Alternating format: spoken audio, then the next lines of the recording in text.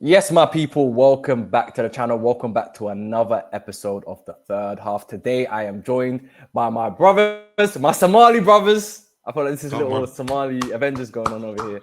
But I've got Saeed, Hella Mali, Abz, and my boy Rimedi as well. How you guys feeling, man? Yes. What you telling me, man? You blessed. man. Come on. Thanks for having me on, man. Yeah, come on, listen. Somali Avengers, for real. Nah, Somali Avengers, all right. Come on. Come on. Listen, obviously, first round of knockouts is over. I feel like there's a lot. I'm not gonna lie, it's a lot that we need to discuss, boys. A lot. We've had some shock defeats. We've had some huge moments, some big performances from countries we didn't expect them to perform. But I feel like it's only right that we start with where our memory is kind of fresh, with a heartbreaking loss for Cape Verde. Of course, Argentina won 3-2. But I'm not gonna lie to you, but I didn't see that one coming. I did not see that game come. I did not think for 1 second that game would go to extra time. Of course, late heartbreak for Cape Verde, but what a story, man. What a journey for them. Because a country with a population of, 100,000 people, to be able to go toe-to-toe with one of the top nations in football against Lionel Messi, yeah, and almost take it to penalties. I think it's they deserve huge props. What are you lot's thoughts on that? Saeed, I'll start with you, man. Yeah, man, they've won the hearts of the world, man. That's all I can say, because I feel like, for a team that has not even lost a game in the group stages, took an Argentina, who are the holders of the competition, to extra time, and could have beaten them, by the way. This we don't forget, like, they could have beaten them if it wasn't for Martinez.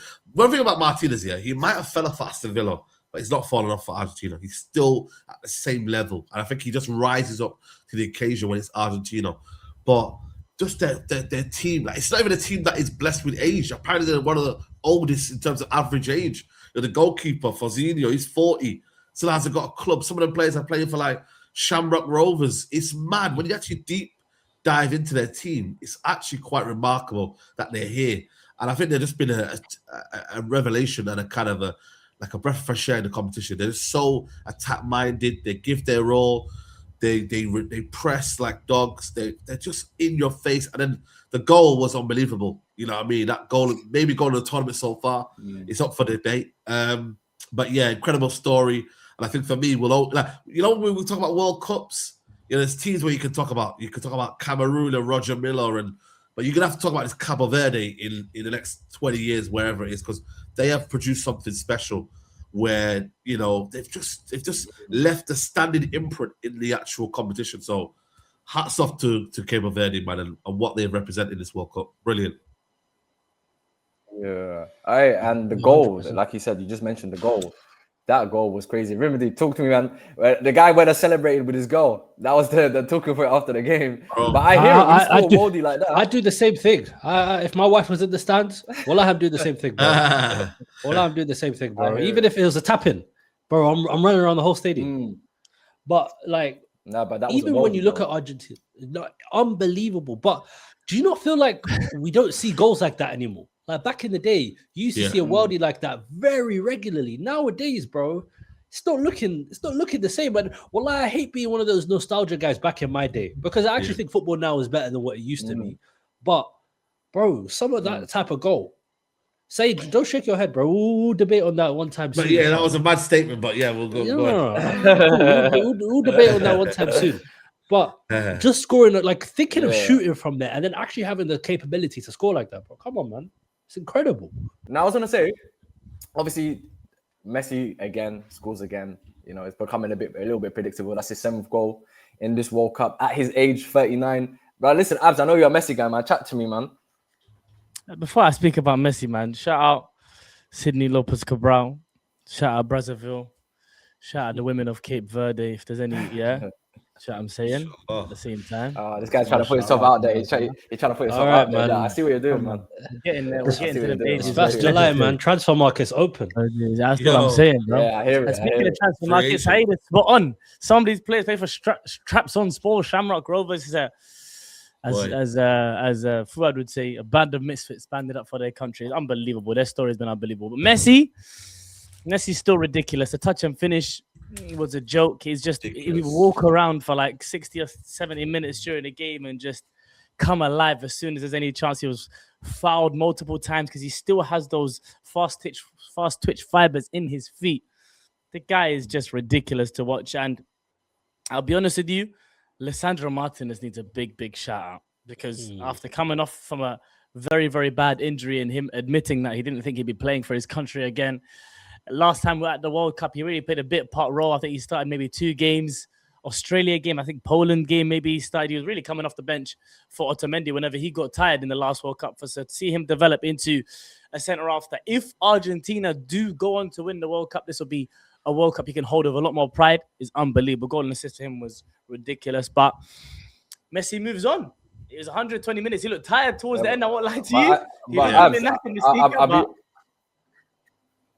Abz, I'll be real with you. I think there's double standards though, man. Because if Ronaldo went the distance with Cape Verde, wallahi, we would not hear the end of it. We will not hear the end of it. I think if Argentina, I'm just saying. I'm just calling out the double standards. I'm just calling out the double standards. That's all. Let's investigate if there is double standards. If Argentina had lost that game, would they come under criticism? No, but it's not even about that. I just feel like even if Ronaldo went the distance, if they went the distance and he won the same manner 3-2 against Cape Verde, the cooking he would have got, would have been still big. It would have been still massive. The difference is, he gave. The difference I gave Messi a man of the match, which I don't think he deserved. Okay, but we have all come into conclusion. We all agree this man of the match stuff is rigged. It's just a popularity. It's Gazy. Who's got the most Instagram followers is going to get Jude won it against Ghana and he told the whole world, I don't deserve this, bro. We know that. So let's put the man of the match to the side. I really want to talk about this whole victim mentality that Ronaldo fans seem to have about themselves. Like it's such a weird PR spin that you guys seem to move every single time. Messi got a goal in that game, contributed in that game. Had he not contributed and it went the distance, I think there's a lot more stance for criticism. There's a lot more space for criticism. But I don't think Messi did much wrong. You see what I'm saying? What I would say is that if Argentina now qualify to play against Egypt again, they've got a lovely run into a semi-final until playing against a serious team. Obviously, they don't decide that. They don't decide their group and they don't decide the games that they have, but they have to just beat what's in front of them. I think there's a lot of interesting PR spins from Ronaldo fans, and it needs to be called out. No, I don't think so. I think it's valid. There's valid. I think there's truth in it. I think it is over-exaggerated a little bit, but there is definitely a difference in treatment when it's Ronaldo and when it's Messi, 100%, bro. Whether that's media-driven, whether that's fan-driven, there definitely is. The only valid difference I see, for example, sorry for hijacking this, boys, and making this a Messi-Ronaldo conversation, but the only valid difference that I see is, right, when Ronaldo fans talk about the fact that Argentina fight for Messi a lot more than Portugal fight for Ronaldo. That's fair play. But then the context that has to be applied to that is that look at the different types of players that Ronaldo and Messi are. Ronaldo requires something to be created for him. When Messi is still somewhat an architect, he's still at the same time as being a goal scorer, can create for a team. Is someone that is easier to play through. When Ronaldo is a player to play to. There's a clear difference in why the two teams play differently for their respective goals. Don't ever do that again on YouTube. Rimedi, please put that hand down. Clock it, man. A man did clock it. Let's do the clocking thing. Crazy. Clock it, man. Yo, they got you, man. Abz, continue, bro. I'm hyping you up. Let's go. That killed me. But basically, the example that I compare it to is like if you look at two different strikers like Haaland and Harry Kane. Haaland still gets his own, but he has to have part of it is he has to have chances created for him. Whereas Harry Kane will perform to an older age or will be fine for a longer period of time because he's the one that is going to be creating chances. It's easier to play through Harry Kane. So that's the only reason why you see these Argentina guys fighting for Messi. It's just easier to. It's easier. I agree. I think and also just sometimes Ronaldo can be a hindrance because of the fact that he might not press as much, whereas Messi can afford to float in the midfield, can afford to basically drop in, take different positions, and therefore still be an asset to his team. With Ronaldo, he's kind of left isolated. I don't think that's down to him, though, by the way. It's down to the coach. Coach does leave that a lot down to him, and that's not fair because he's 41 years old. He shouldn't have that responsibility to lead the line and press from the front. And that comes down to the coach. Hence why he kind of like really, really panicked a little bit because he thought they were going out. He took Ronaldo, he took Bruno off, he took Bearman off because he panicked. He was like, I need to change. It's not working. So I don't think that would happen with Argentina because they would hope, or not even hope, they would know that Messi would bring something different. I like that. No. Yeah, you know what I'm saying? So You know what No, I mean? I think in terms of playing style, I don't have any. I agree with everything you're saying in terms of play style. I just think in terms of when Portugal don't get a result, I feel like everything is negativity towards Ronaldo. Even though I would say that most of those top players haven't really performed at the level. Like for example, Vitinha, he's been getting away with it. I'll be real with you. He's been a lot very passive. Bruno. What about Bruno? You talking about Bruno? Bruno as well hasn't played at the level that we know he can play. That's true. That's true. I haven't heard someone so happy to slander their captain in a while. But the thing is, but my thing that's is, your guy now. It's your guy. No, but he is. No, he's always gonna be my guy. He's your guy too. What the kind of He's my guy.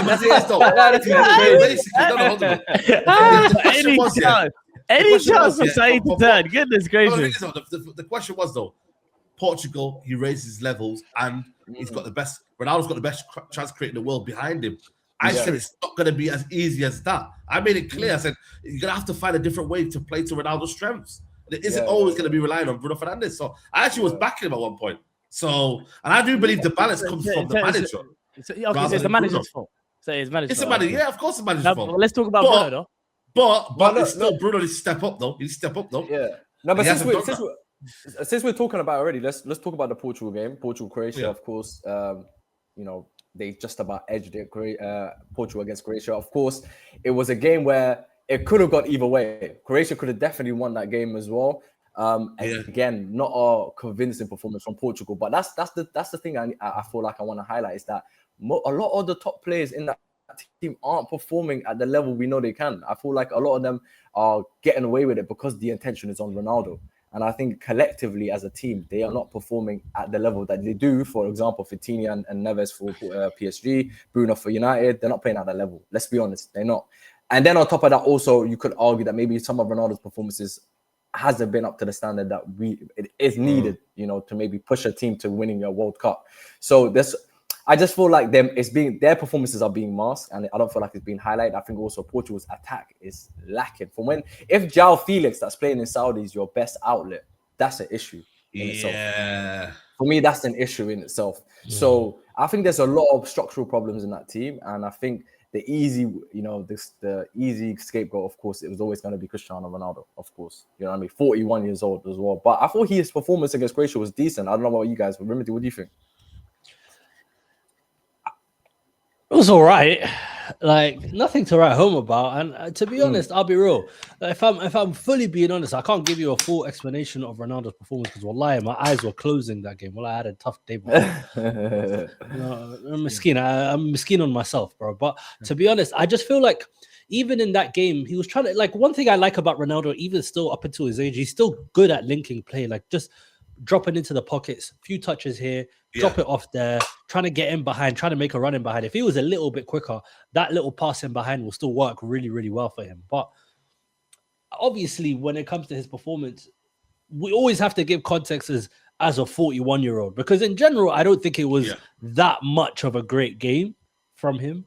But for 41, it was a good game, if you understand what I mean. See, I don't like that. You see, I don't like that. I'm not even trying to disrespect. Well, I'm just not even disrespecting. It sounds, it's a backhanded compliment. That's a backhanded compliment. Wow. Because let me tell you why. I don't think Ronaldo had a great game.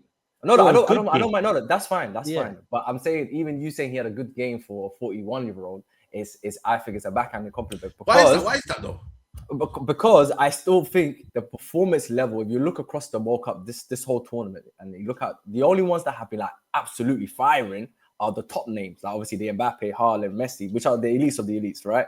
Ronaldo, even though yes, he's not at that elite level anymore, you could argue, he's still performing at a level that is acceptable. And if you look across the board, you can't say there's many strikers that are.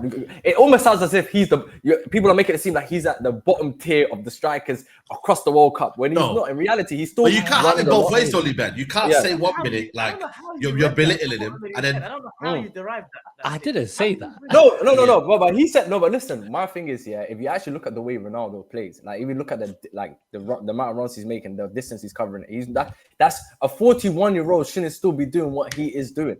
But even his performance level, the standard of his performance is still at the same level as everybody else, is what I'm trying to say. So to say 41, Can I say something? Okay, fine. I'll raise you a similar conversation, right? Yeah. And this is about a player that you have no care towards, right? Yeah. I think Victor Gyökeres against France didn't have a good game. And for a 27, 28-year-old, I think he played even worse for someone at his peak. What do you think of that? It's the same exact thing. But that's why I'm saying there's no reason to mention the age thing. That's my point. It's because It's actually a compliment to Ronaldo, though. Is it not a compliment though to say? No, he was trying to say it's a backhanded compliment. No, it's a backhanded compliment. Is my point. It's a backhanded compliment. I feel like you can't win though, man. Because if Rimedi says that, but then Rimedi also says, well, you know, as a 41-year-old, you can't expect him to do all of them things when. You'll be like, oh, but why can't you? You can't expect him to perform at a top level because he's still a top player.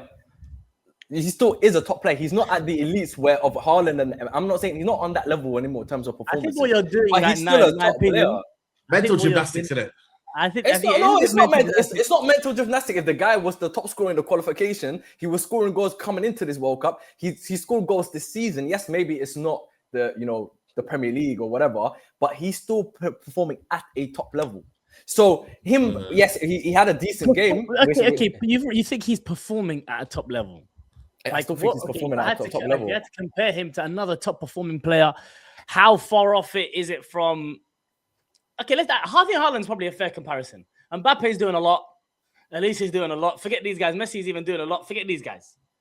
But he just said a good example. Gyökeres, let's use Gyökeres for example.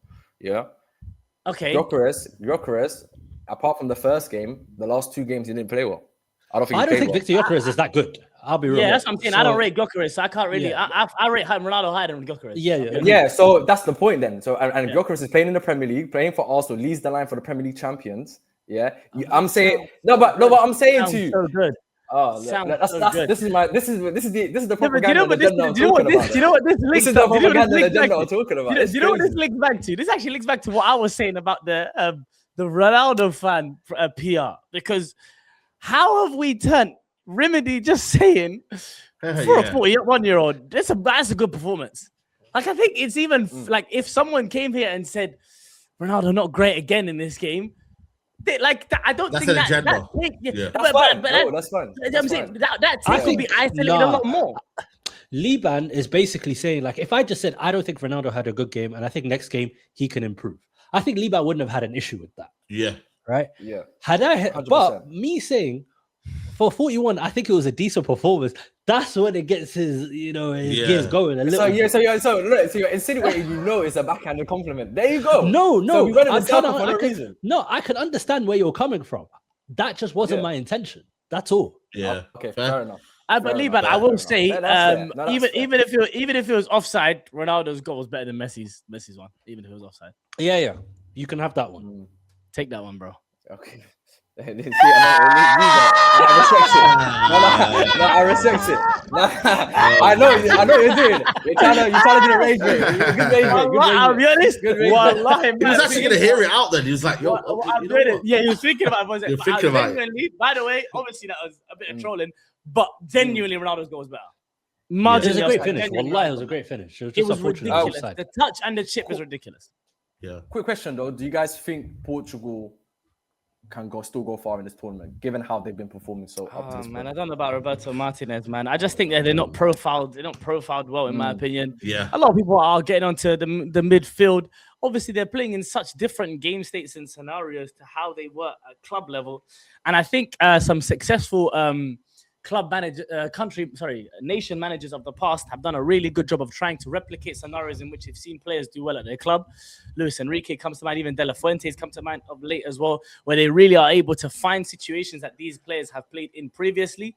It's obviously difficult for a country like Portugal for them to replicate a PSG. Like Vitinha and Jean Neves are their double pivot, but they don't have Dembele, they don't have Doué, they don't have Barcola, they don't have Kivicha playing in that front line for them to replicate those scenarios and play so high up the pitch or play so on the edge. I think he's got to find some kind of tweaks. Roberto Martinez, I'm not really convinced about him in general as an international manager. I feel like this is a really good crop of Portuguese talent. I just hope they're not ruined by the manager. Yeah.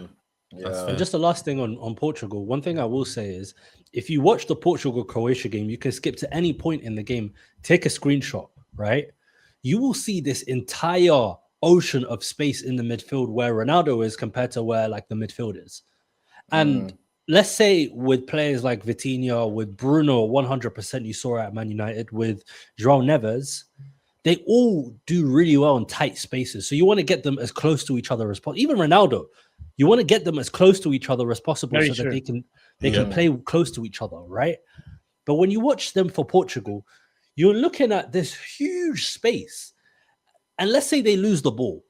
Who's going to pick up the second ball? Facts. Who's going to pick up the third ball, the fourth ball? And then you're like, damn, like Croatia can just grow in confidence and just get into the game because they're just going to feel the rhythm. They're just going to get the ball. They're going to play it out because they just have so much space. That's a And the manager back problem. line doesn't convince me still. I do believe the back line isn't as good as what I think Croatia actually ran through them and caused them massive problems. I think this is where the World Cup. I know we've had a blessed World Cup, but this is where it starts right now. And I feel like who they played against next? Who was it? Spain. Spain, yeah. Even though I'm not really impressed with Spain, but you know, I do believe that Spain can cause them problems and whatnot. So yeah. Last couple of points on that is, funnily enough, what Rimedi is describing is the way Argentina play. Don't play with wingers. Pack the center of the pitch as much as possible. Yeah. Best players close to each other as much as possible. So that's interesting that Scaloni might do a better job as a Portugal manager as well. But one last thing, shout out Luka Modric, man. Still looks insane. He's a ridiculous level of football. One of the greatest midfielders of all time, obviously. And to see him bow out the international stage right at the end with the controversy of the ball touching the hair or whatever it was. What do you not think about that? What do you not think? Do you feel that's harsh? It's interpretation, isn't it? It's the referee's interpretation. That's what it comes down to. Like, but they're saying, oh, there was a sound, so the Bulls chip picked it up. Well, they need to give us that footage. If they can show an audio file or something like that. Like, they're saying that I can't see someone touch that ball. Nope. Yeah, same. I'm not gonna lie to you. I didn't really feel like I saw anyone really touch that. I'd be so real. No camera angle can show conclusive evidence. We have to believe the sensor. Yeah, and going to VAR monitor as well.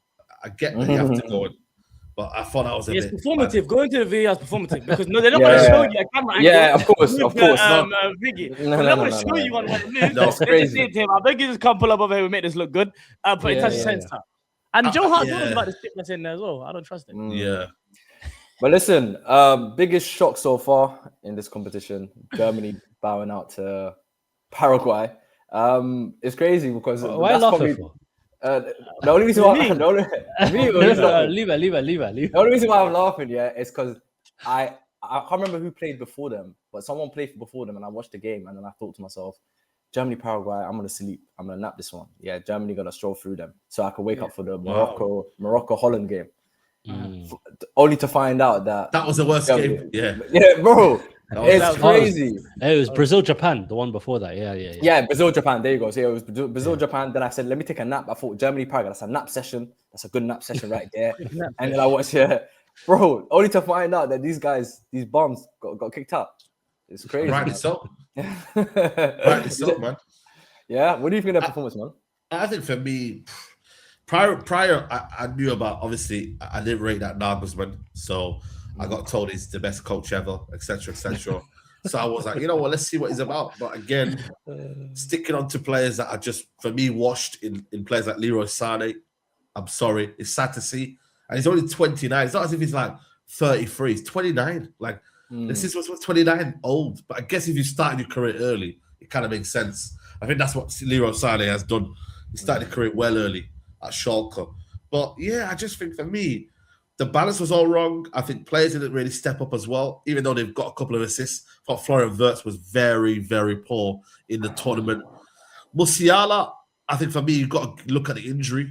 But even still, there's some parts of Musiala's game that I'm like, come on, Musiala, man. Like, you need to be now, at the age of what you are now, you shouldn't be running into blind alleys anymore. You should be a bit more controlled in what you're trying to do. It's since that injury, isn't it? It's since that injury. Yeah, but I'm going to give him benefit of the doubt, though. He's got that injury. The midfield, for me, listen, it started off well, but I think it got found out as well, you know, in terms of trying to... Like, they don't really have a player that can pass the ball through the lines. All pretty side to side, but getting that ball through to whoever doesn't work out. And I think overall, their bench is overrated. There's not really kind of key men that stand out for me and be like, you know what, they could do a job. But overall, the tactics from Nagelsmann, everything about Germany was very, very ponderous and just very average, bro. Nothing to scare you and be like, oh, but they've got this or nah. And fair play to Paraguay, they deserve a lot of credit. Defending well, stubborn. Yeah, man. Shout out to them, man. And then obviously also France. I feel like they're starting to look like the favourites now. The way they're performing with the star players at hand, Mbappe, Olise, Dembele. That little attack, that fluid attack that they have, is probably one of the most scariest attacks I've ever seen. I'm not gonna lie to you. In my lifetime, I'm not gonna lie to you. It's up there. I haven't put a ranking yet, but I think it might be top 3. One of the most deadliest attacks I've ever seen, bro. Just the fluidity, it's ridiculously scary, bro. The synergy, the understanding, the movement, the pace, the vision as well. Bro, they honestly could have won 10-0 against Sweden, especially in that first half. The amount of chances that they were having, I feel like Sweden were very lucky to walk away 1-0. Even a scoreline 3-0, I feel like it's quite polite. I'm in the live. Well, Rimedi, chat to me about that one, man. Of course, like when you're going into it, France are the overwhelming favorites. But then when you watch the game, you're like, they're even better than you think. It's actually kind of crazy. And that sort of switched because at the start of the tournament, I think it was in the France. What was the first game France played? Was it Norway? No, Senegal. Senegal. Yeah. It was Olise on the right and Dembele in the middle. And then that sort of relationship went there between Dembele and Mbappe. Game 2, you stick Olise in the middle, and that's where everything opens up, right? And Olise as a 10 is a problem. And I think when you look at him, you know what the best through balls are when you watch them? It's when they go behind the defense. So you're running, the defense is set, someone will make a run, and the pass is behind the defenders so Mbappe can go through. Olise does it time and time again. And when you have such a willing runner for Olise and Mbappe, who will run for Olise like no other person would, it is so easy. And that encapsulates the third goal, right? So you see Mbappe, he makes 1 run, fine. Yeah. Makes 2 runs, wasn't found, fine. Third time, he's on his toes, gets them behind, Olise finds them, and it's a crazy good finish. And when it comes to attacking quality like that, one thing I'm learning in this World Cup is if you have better players and if you have firepower, you are more likely going to win the game than not. Like maybe systems can work, it's great, but at the end of the day, football's about if I have a better attack than you have a better defense, we're more likely going to blow you guys out. Pause. Whoa. That's crazy. Whoa. You got to get out of here, man. That was a red card, man. That was a red card. That one, red card, mate. It's a 2-minute sin bin on that one. That's a 2-minute sin bin. That one is crazy. Blow you out. Games, remember? You play games. That is crazy. You play games, bro. Good. That is crazy. Jeez. No, I meant like blow you guys off the park. Yeah. You heard that saying, bro. Get out again. You just came back on. Now you got another one Simbin. That's crazy. That's crazy. Second Simbin. It's like Martinelli against Wolves. Yellow, red. Yeah. Listen, it's crazy. Crazy.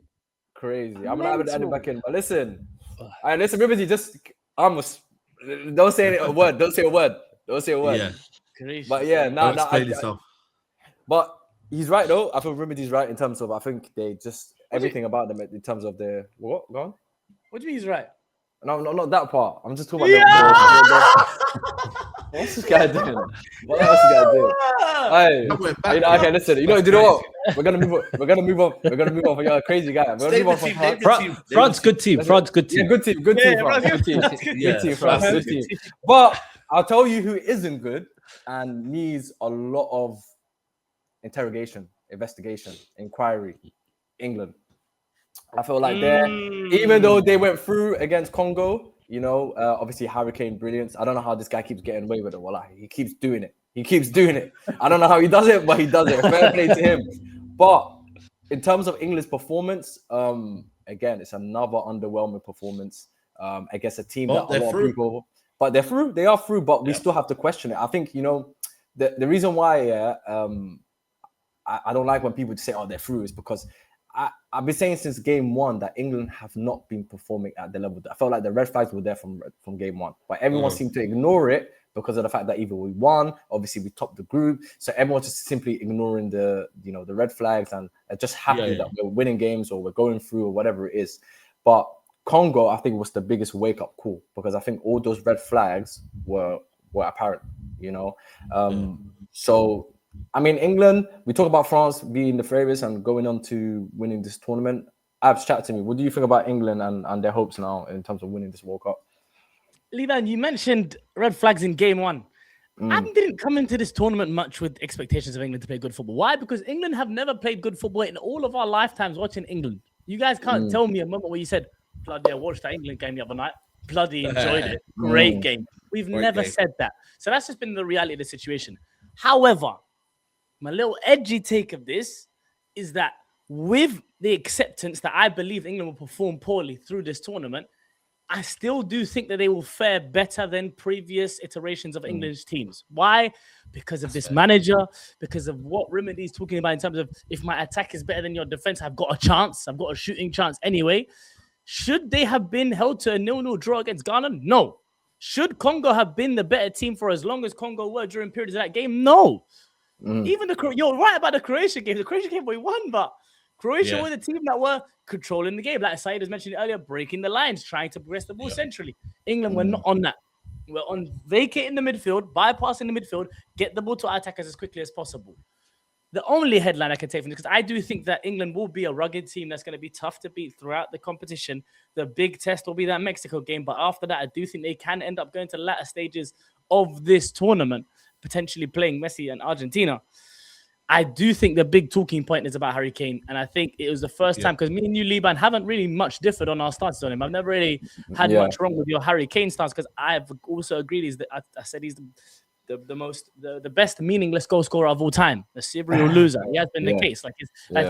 I've been on the record saying that about Harry Kane while accepting how much of an imperial footballer he is. He's a ridiculous level footballer, but you're a loser, broski. I walked on it. It felt like the first time in his career, honestly, where his team is looking to him. England are going to get knocked out of the World Cup. Harry Kane, what have you got for me? And I can't lie, it's the first time he really answered that call, and I think he deserves praise and credit for that. Obviously, I don't know what your stance is on Liban, but do you think the level of opposition is relevant? Because there's some friends of mine who also have strong Harry Kane stances, but they say, he did it, but it's against Congo. Yeah, no, I agree. It is a goal, but I know what you're saying that the circumstances were down and he's come, he scored 2 goals to basically save England and push them into the next round. You can look at it that way. But I think the questions will come when in the later rounds when we play, like, for example, potentially Brazil in a quarterfinal, for example. That's when that's when we will expect you to step up in those games. Do you know what I mean? Yeah. But we can't expect Harry Kane to do what he does in these type of matches. But look at the goals. Look at the goals. The movement for me is world class for the first goal, right? The Gordon cross comes in. He has to separate himself away from the defender. Bang. Yeah. Second goal, not many strikers in world football are doing that. He's got to get the ball out of his feet, boom, put it onto his right foot, and literally blast it. Like, he literally laces that through the goalkeeper. Don't chant. Like, these are very hard finishes to do. That's why I believe Harry Kane deserves more credit now than ever, because it's like he's making these kind of goals, but he's making different type of goals. He's not scoring tap-ins. He's literally scoring goals where you're like, wow, I don't think any other English striker can do that. Many players in the World Cup. Liban, you're saying the 2 goals against Congo is not like, it doesn't weigh the same. Is that like no. Ronaldo's against Uzbekistan? Is that similar to Ronaldo? You're not getting me there. No, but do you know what it is? I agree. No, I agree in terms of you're not getting me. You're not getting me. Don't worry. Just saying. In terms of Harry Kane, I tried. I think Harry Kane is number 1 or number 2 striker in world football currently right now. You look at the form he's had for club football going into England as well, his England record, everything about him says he is a top striker, a world-class striker, elite of the elite. And the 2 goals, like you said, especially that second one, he didn't even look at the goal. The second one, he didn't look at the goal. He just knew where the goal is. The best strikers are the one that don't even have to look They just know where to find the goal. And that was pure quality from Harry Kane. So I won't knock him for that. I'll give him his praise. But can I see that in the quarterfinal when we play Brazil? Can I see that in a semi when we play against France? Can I see that in maybe potentially a final? You know, if we play in the final, that's where I need you to replicate that in those moments. But take nothing away from Congo. I think Congo, again, just like Capital Verde.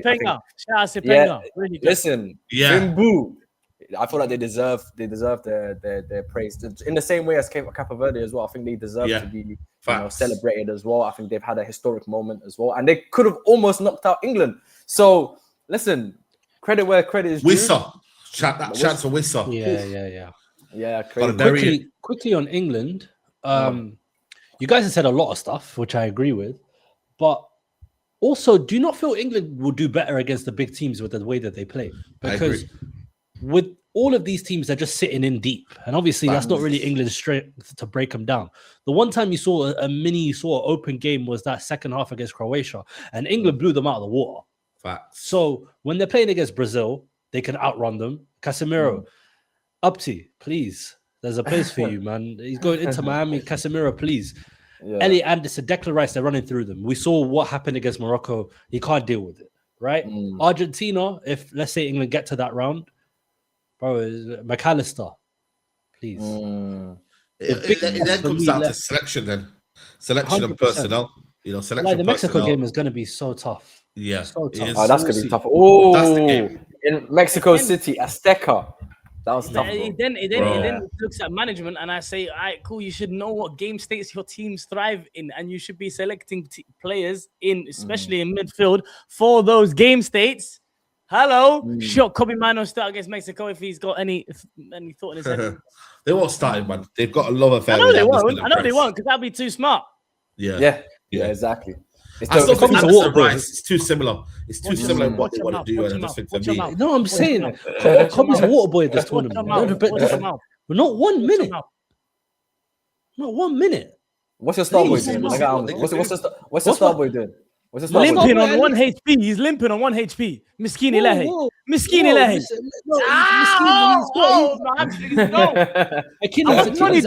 What's Nani doing? And he's thinking about Ruby Rose. That's what he's thinking about. He's on cam. But Saka, we still got 2-3 assists. Bukayo, he's been playing. He's played 100 minutes the whole tournament. Listen, guys. 3 lines. Three lines on the shirt. Yes, come on. Yeah, Club allegiances, we put that to the side. I might put my bridge in a water boy. You put my bridge in a water boy. I hear it. I'm saying, Lee, but that's crazy. I hear it. But listen, quite quickly, I'm gonna go through some of the other games. I'm to put a chair on the screen now. Say wallahi, we got these kind of shit. Yeah. So upgrade. You know. Come on, upgrade, man. Yeah, this is serious. Upgrade, man. Come on. Man. Listen, come on, man. I've step up the game, man. But anyway.